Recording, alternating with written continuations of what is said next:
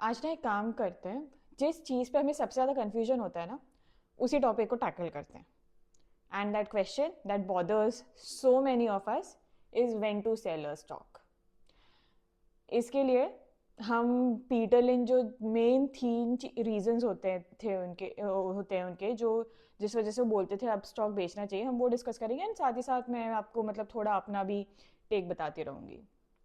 है ना। हम क्या होता है ना कि हम इतनी मेहनत करते हैं, एनालाइज करते हैं, स्टॉक देखते हैं, ट्रैक करते हैं, सब करते हैं, हमने सब कर लिया, सब परफेक्टली करा, सब कुछ अच्छे से करा, and you have now a good stock and आपने जाके खरीद भी लिया, राइट। बट बहुत कंफ्यूजन होता है इस बात पे कि यार अब इसे बेचे कब, है ना। तो अब हम इसको देखते हैं, इसमें मेनली ना तीन सिनारियो की बात करेंगे, मतलब there could be more reasons but then let's talk about top three scenarios जब आपको बेचना चाहिए। एक तो ये कि सबसे पहला कि जो जिस वजह से आपने वो स्टॉक को खरीदा था वो स्टोरी खत्म हो गई है, that story is no longer valid. Second, the fundamentals of the company itself they are deteriorating, right? And the third reason, there is a better opportunity आपके पास जो है उससे, बट उससे कई गुना बेटर आपके पास अपॉर्चुनिटी है, ठीक है। तो इसको थोड़ा हम डिटेल में समझते हैं। तो जो फर्स्ट रीज़न है जो मैंने बोला ना कि स्टोरी ख़त्म हो गई, मतलब आपने जब जब आप स्टॉक खरीदते हो तो आपको कुछ तो अट्रैक्ट करता है ना उस स्टॉक की तरफ, there is something about it that convinced you कि हाँ यहाँ मैं पैसा लगाऊंगा तो मेरे पैसे बन जाएंगे, है ना।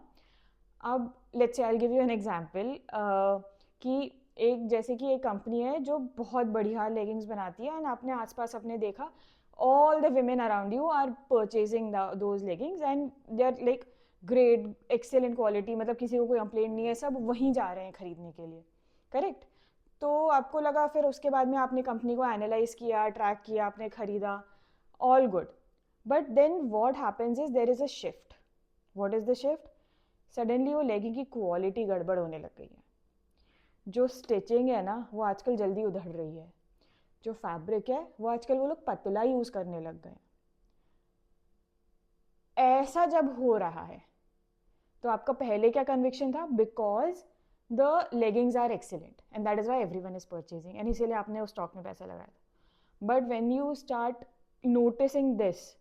And you see people around you also saying कि आजकल मैंने एक बार उसका ट्राई करके देखा, इसका नहीं देखा, मैं सोचा एक बार इसका ट्राई करके देखूं, ये करूँ वो करूँ, इस तरीके की जब आपको स्टोरी सुनने आ जाए ना, अलार्म बेल्स बजने लगने चाहिए आपके, मतलब सब तरफ red flags everywhere, you should be like on your toes. क्या हो रहा है कंपनी में, क्यों हो रहा है, किस लिए हो रहा है? एंड भाई ऑन द सेफ साइड अगर रहना है ना, काट दो थोड़ी पोजीशन अपनी, क्योंकि ये सब जब तक के सेल्स में आएगा ना और जो अपने फाइनेंशियल रिजल्ट में आएगा तब तक के टाइम लगेगा, थोड़ा टाइम तो लगेगा, right. So if you want to be very very careful and cautious,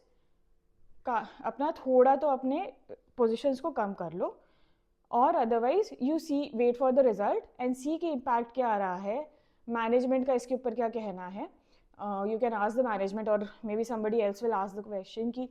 क्यों आपकी क्वालिटी कम हो रही है, क्या हो गया है। And then listen, if you want you can wait till that time and listen to what the management says, and then you can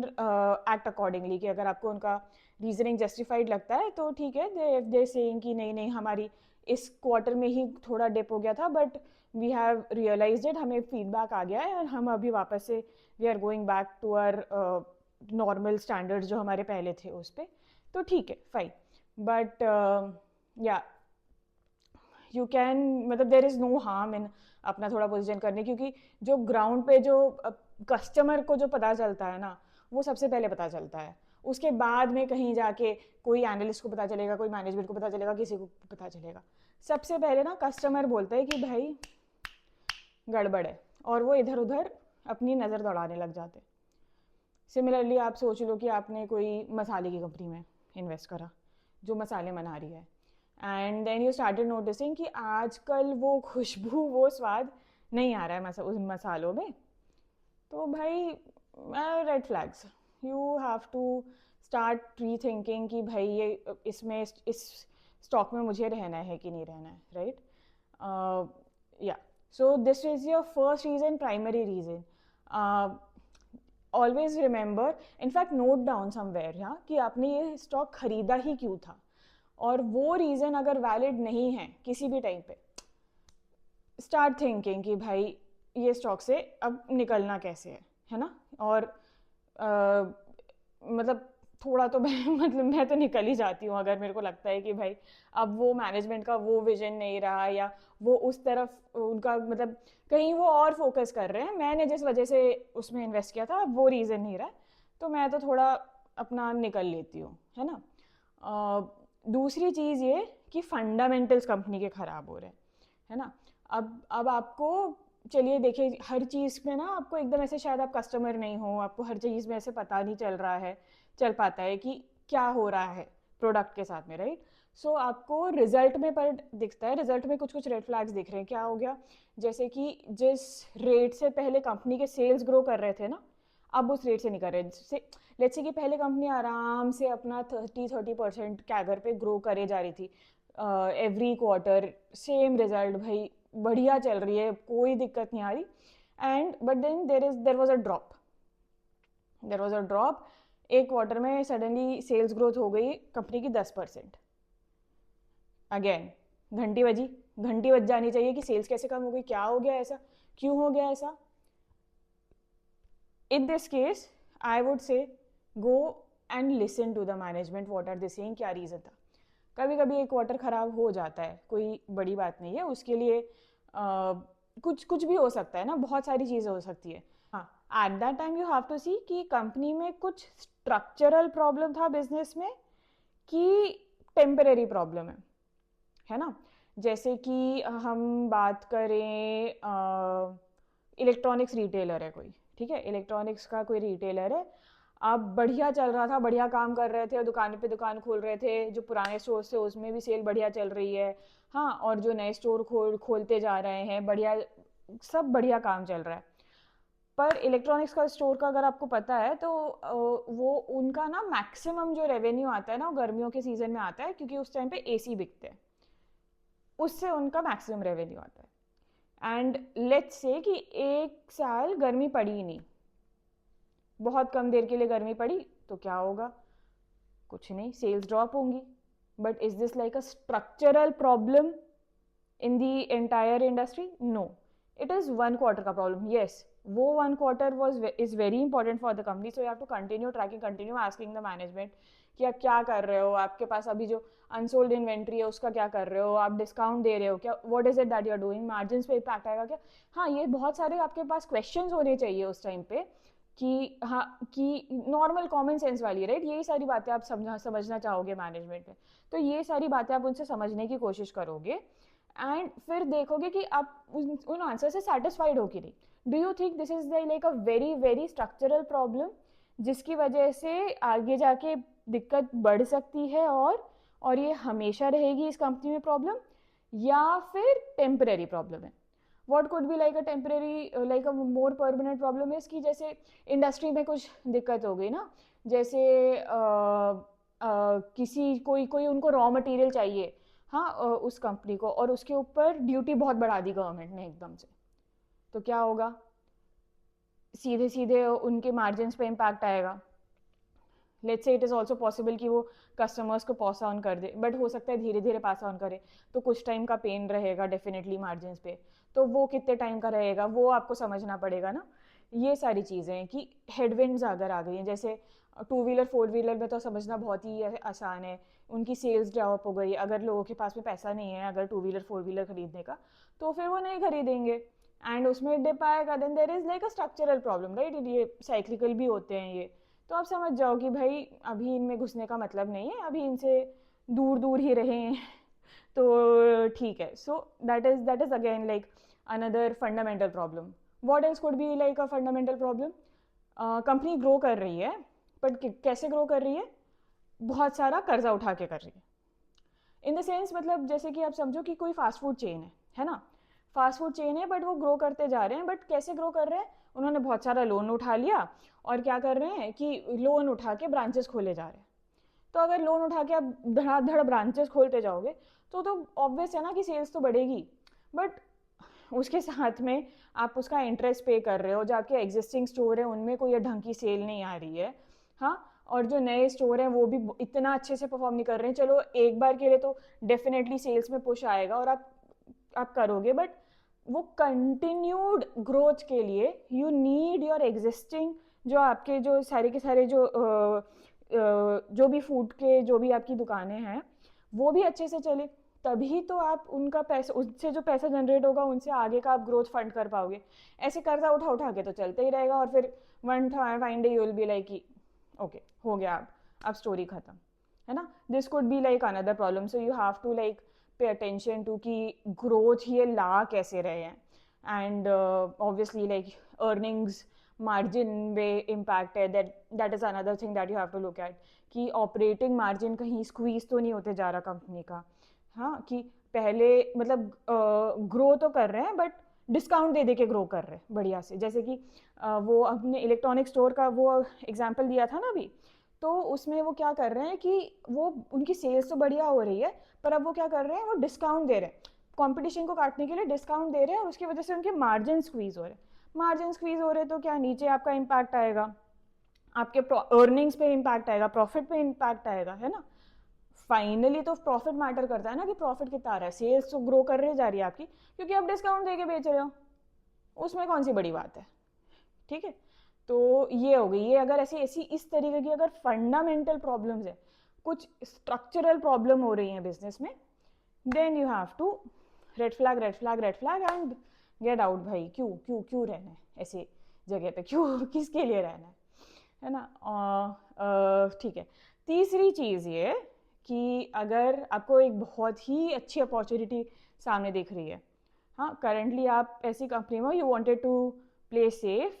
and whatever for some reason, like maybe for the dividends और something, you are invested in a company जो जिसमें dividends आए, और या you were not comfortable, you needed money, उस time पे आपको कुछ रखना था, तो आपने कुछ स्टे एकदम ही ऐसे नॉन वॉलेटाइल से स्टॉक में ऐसे करके रख दिया था, जो बहुत ही मतलब ऐसे 5% से ग्रो कर रही है, नॉर्मल से ग्रो कर रही है, but then you see another company जिसमें अच्छी ग्रोथ है and you see good opportunity, and then you feel कि कंफर्टेबल इनफ कि हाँ अब मैं वो नेक्स्ट स्टेप ले सकता हूँ, है ना। तो वो अगर जब आपको अब ऐसी अपॉर्चुनिटी दिखे, sell the company and then move to the next growth, but you shouldn't be doing this very frequently, honestly. You should have a very very solid reason and case for you to do that, right? It's not like कि आप इधर से उधर jump ही कर रहे हो, आज ये इस क्वार्टर में ये अच्छा है तो ये चले गए, उस क्वार्टर में वो अच्छा है तो वो चले गए, and you always have to remember कि मतलब हर कंपनी का ना आपको 2-3 साल का तो रोड मैप देखना चाहिए before investing in it, right, कि आप जिस कंपनी में कूद के जा रहे हैं उनका भी आगे 2-3 साल का कैसा विजन है, क्या करने वाले हैं वो भी आपको थोड़ा क्लियर होना ही चाहिए ना, वरना क्या ही मतलब है, मतलब यहाँ से वहाँ जाओगे, वहाँ से कहीं और जाओगे, वहीं से कहीं और जाओगे, यही करते रह जाओगे, तो ये भी आपको नहीं करना है। अच्छा अच्छा, अब ये जो मैंने आपको तीनों पॉइंट्स बताए, उसमें आप एक चीज़ नोटिस करोगे कि कहीं पे भी ना मैंने स्टॉक के प्राइस की बात नहीं करी है, मैंने हर बार बिजनेस की बात करी है कि बिजनेस में दिक्कत हुई, बिजनेस की स्टोरी खत्म हो गई, हाँ, बेटर बिजनेस मिला आपको, तो आप सेल करके कुछ कर रहे हो, ऐसे ही नहीं कर रहे हो, स्टॉक प्राइस कहाँ पहुंच गया, इधर पहुंच गया, उधर पहुंच गया, उससे कोई लेना देना नहीं है आपको, ठीक है। बट आपको बस इस चीज़ से लेना देना है कि बिजनेस में क्या चल रहा है ना। And that is why it is very very important कि आप स्टॉक प्राइस और बिजनेस को एकदम अलग अलग रखें, ये सबसे ज़्यादा इंपॉर्टेंट चीज़ है। आप जब स्टॉक खरीदते हैं आप हमेशा यही सोचें कि मैं एक बिजनेस का पार्ट खरीद रही हूँ, तो मैं इसको प्राइस कुछ भी चल रहा हो अभी, ठीक है, खरीदने के टाइम पे आप देख लो थोड़ा कि बहुत महंगा तो नहीं मिल रहा है, वो ज़रूर देखो, बट इसका मतलब ये नहीं है कि हाँ आप स्टॉक प्राइस हो गया, अच्छा एक और चीज़ क्या करते हैं लोग कि बढ़ गया, हाँ डबल हो गया आपका स्टॉक, और तो भी आपको लगता है कि अरे अरे बेच दो, अरे तब भी क्यों बेचना है ना। अभी भी बिजनेस में, अभी क्या पता अभी बिजनेस अभी भी ग्रो कर रहा है, लेट्स से अभी भी 50% से ग्रो कर रहा है और आगे भी आपको पता है कि अगले 2-3 साल में भी ग्रो करेगा 50% से, आपने देखा कि आपका स्टॉक तो डबल हो गया तो और आपने बेच दिया और वो कंपनी आगे और बढ़ती गई और ग्रो करती गई, आप रह गए, आपने अपना 100% ले लिया, आप खुश हो गए, वो कंपनी आगे जाके मल्टी बैगर बन गई। तो इसीलिए ऐसे ऐसे अपॉर्चुनिटीज मिस भी हो जाती है। सो ट्राई टू मतलब दोनों तरफ में होता है, आपका नुकसान भी ना हो, आपका बहुत फ़ायदा होने से भी ना रह जाए, इसीलिए आपको हमेशा ना स्टॉक प्राइस और बिजनेस को अलग अलग तरीके से देखें एंड उसी तरीके से चले। अच्छा, इसमें ना पीटर लिंच एक बात और करते हैं, वो बोलते हैं कि वो एक ही बार मतलब बोलते हैं कि प्राइस में आपको देखना चाहिए, it is for the companies. जैसे अगर आपने किसी कंपनी में स्टॉलवर्ट और स्लो ग्रोअर टाइप की कंपनीज है, if you remember the categorization in the way Peter Lynch did it. So अगर stalwart और स्लो ग्रोअर ये टाइप की अगर कंपनी है, मतलब these are companies which are either growing at the pace of the country और they are growing very very slowly, जिसमें आपने डिविडेंड के लिए मे बी इन्वेस्ट करके रखा है, राइट। सो ये बहुत ज़्यादा करेक्ट हो गई थी, आपने खरीदा तो इनकी अगर हाँ आपकी प्राइस का टारगेट आ गया है, आपने जो सोचा था, तो वो बेच दो, ठीक है। वो एक चीज़ है, वो भी वो एक बात बोलते हैं, but that is the only time he really talks about price at all, right. उसके अलावा वो उन्होंने कभी प्राइस राइज के बारे में बात नहीं करी है। And yeah, I think that's it. Just remember that again it comes down to the same thing actually. Everything boils down to the same thing. Business देखो,